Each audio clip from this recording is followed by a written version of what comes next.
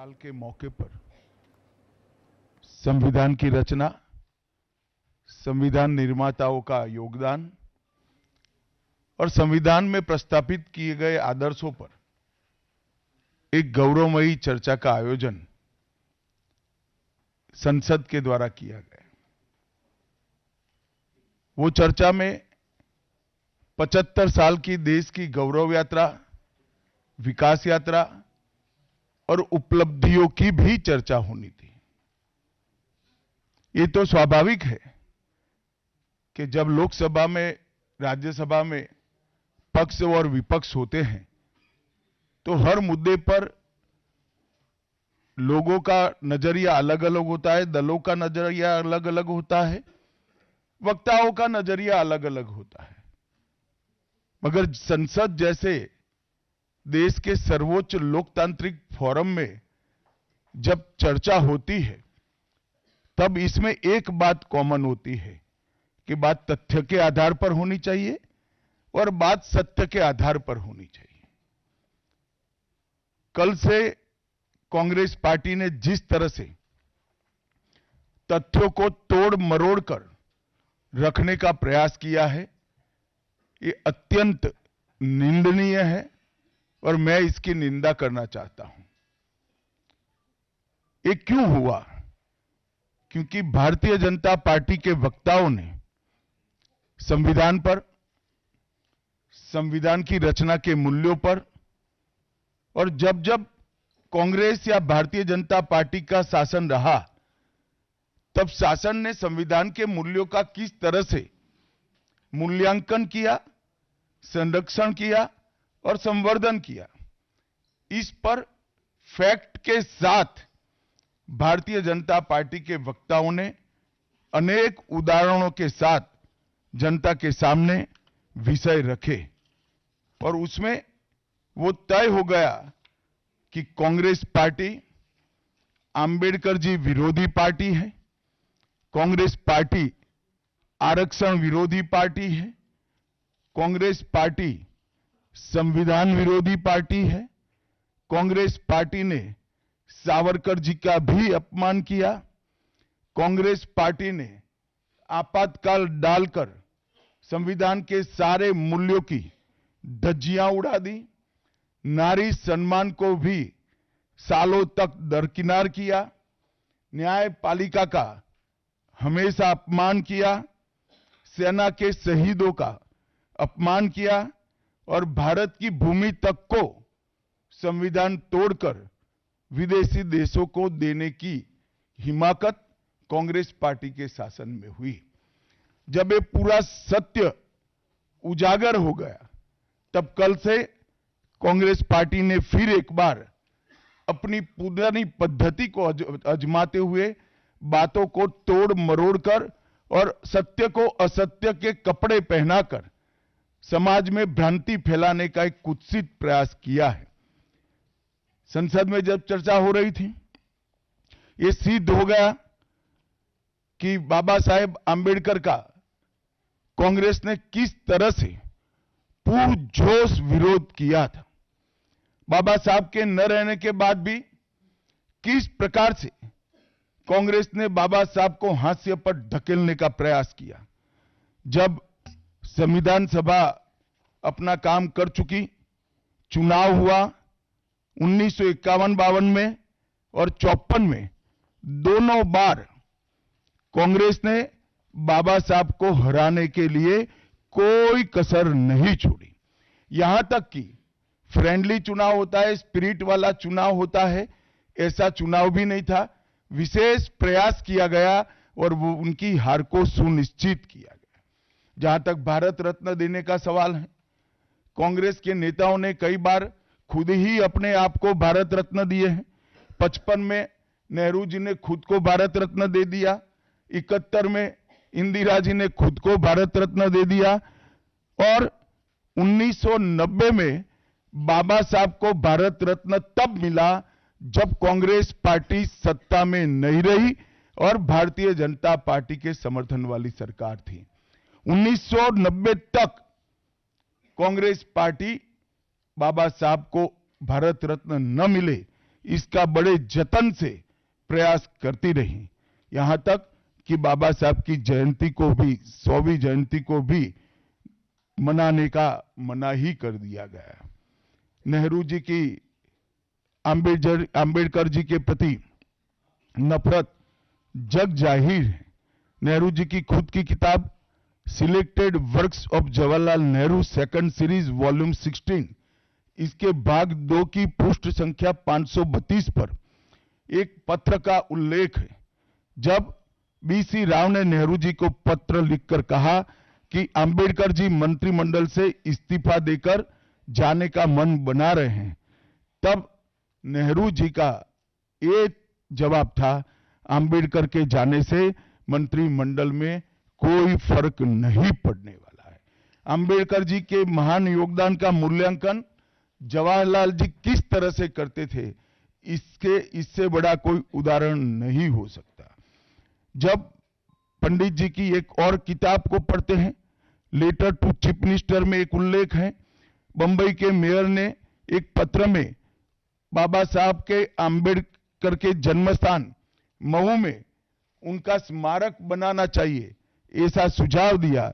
18 जून 1959 को पंडित जी ने कहा, सरकार के लिए स्मारक स्थापित करना बिल्कुल सामान्य बात नहीं होगी। आमतौर पर स्मारक निजी पहल से किया जाता है। अपने परिवार के चाहे कोई भी सदस्य हो, नेहरू जी हो, इंदिरा जी हो, संजय गांधी हो, राजीव गांधी हो, कई सारे लोगों के लाखों स्मारक देश के अंदर बनाने वाले परिवार के मुखिया कहते हैं कि आमतौर पर निजी पहल पर स्मारक बनाया जाता है, क्योंकि ये स्मारक B.R. आम्बेडकर जी का था। मित्रों, जब एक दूसरा उदाहरण मैं देना चाहता हूं, एक सर्वदलीय मंत्रिमंडल पहली देश की कैबिनेट बनी, जिसमें बाबा साहेब आम्बेडकर भी सदस्य थे, नेहरू जी प्रधानमंत्री थे। नेहरू जी की किताब selected works of Jawaharlal Nehru में एक और उल्लेख आता है, नेहरू जी के आश्वासन के बावजूद आम्बेडकर जी को कोई महत्वपूर्ण विभाग नहीं दिया गया, और ये स्पष्ट इसके अंदर उल्लेख है कि सरकार की नीतियों, विशेषकर विदेश, रक्षा और अनुसूचित जाति और जनजाति से जुड़ी हुई नीतियां और 370 के खिलाफ आम्बेडकर जी थे। जब एक और कांग्रेस पार्टी है, बाबा साहेब आम्बेडकर का कोई स्मारक जब तक कांग्रेस सत्ता में रही बड़ा नहीं बना। जहां जहां विपक्ष की सरकारें आती गई, स्मारक बनते गए। भारतीय जनता पार्टी की सरकारों ने और नरेंद्र मोदी जी की सरकार ने बाबा साहब के जीवन के संबंधित पंच तीर्थ का विकास किया। मध्य प्रदेश में महू, लंदन में वो स्थान जहां बाबा साहब पढ़ते थे, नागपुर में दीक्षा भूमि, दिल्ली में महापरिनिर्वाण स्थान और महाराष्ट्र के मुंबई में स्थित चैत्य भूमि का विकास करने का काम भारतीय जनता पार्टी की सरकारों ने किया। 19 नवंबर 2015 को नरेंद्र मोदी जी ने अंबेडकर जी के सम्मान में 26 नवंबर को संविधान दिन घोषित किया। डॉक्टर अंबेडकर इंटरनेशनल सेंटर की स्थापना भी की। 2018 में प्रधानमंत्री नरेंद्र मोदी जी ने महापरिनिर्वाण स्थल पर डॉक्टर अंबेडकर स्मारक का उद्घाटन किया, जो लगभग 2 एकड़ में फैला है। मित्रों, मैं आज जब आप सबके सामने उपस्थित हुआ हूं, तब राज्यसभा में मेरे बयान को तोड़ मरोड़ कर पेश किया गया। मेरा मीडिया के सभी मित्रों से आग्रह है, कांग्रेस ने सार्वजनिक जीवन में ये जो पद्धति की है कि बयानों को तोड़ मरोड़ कर पेश करना, हो हल्ला मचाना और भ्रांति खड़ी करना। पहले उन्होंने नरेंद्र मोदी जी के भी एडिटेड बयानों को सार्वजनिक किया। चुनाव जब चल रहा था, मेरे बयान को AI का उपयोग कर एडिट किया गया और पूरे देश में इसको प्रसारित करने का घृणित काम किया गया। और आज आंबेडकर जी के लिए मेरी बात को तोड़ मरोड़ कर वो पेश कर रहे हैं। मैं स्पष्टता के साथ कहना चाहता हूं, मीडिया को विनती भी करना चाहता हूं कि मेरा पूरा बयान जनता के सामने रखिए। मैं वो पार्टी से आता हूं जो पार्टी कभी आंबेडकर जी का अपमान नहीं कर सकती।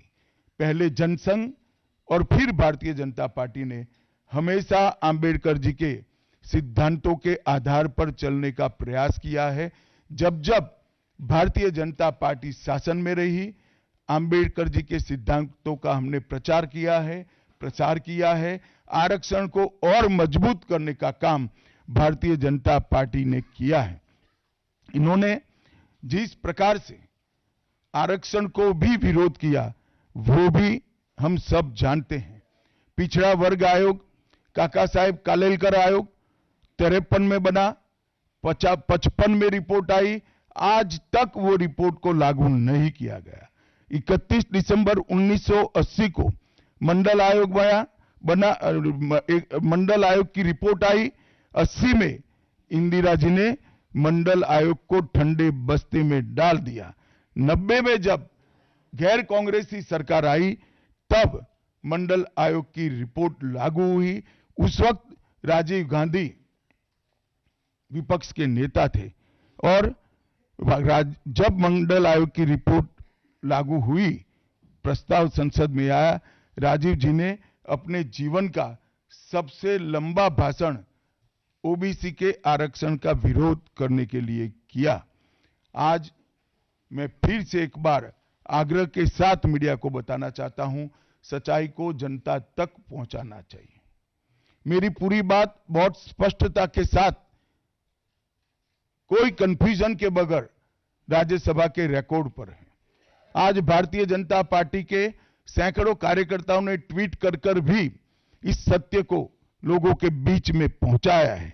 और जिन्होंने जीवन भर बाबा साहेब का अपमान किया, जिन्होंने जीवन भर बाबा साहब के सिद्धांतों को दरकिनार किया, जिन्होंने जब तक सत्ता में रहे बाबा साहब को भारत रत्न मिलने नहीं दिया, जिन्होंने जब तक सत्ता पर रहे आरक्षण के सिद्धांतों की धज्जियां उड़ाई, वो लोग आज बाबा साहेब आंबेडकर के नाम पे भ्रांति फैलाना चाहते हैं।